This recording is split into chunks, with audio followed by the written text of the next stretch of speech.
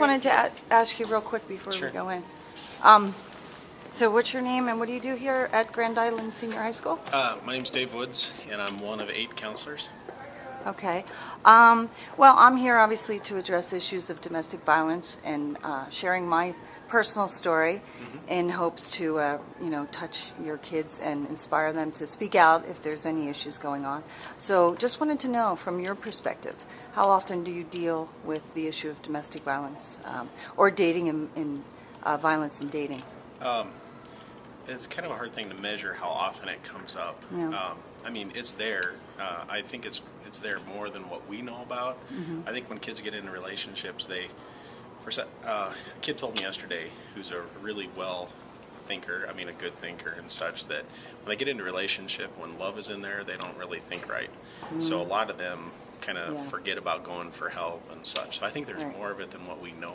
Sure. Which is one of the great things about you coming, encouraging kids to speak out.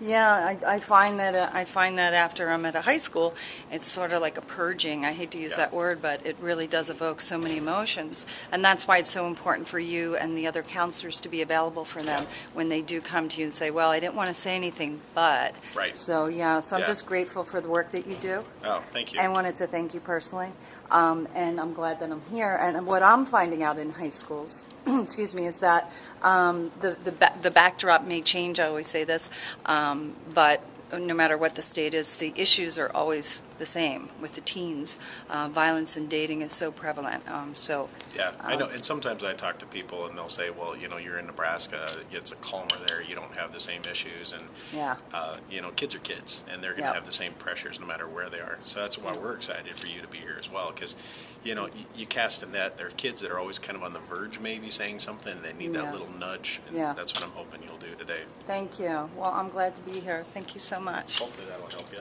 What'd you hear?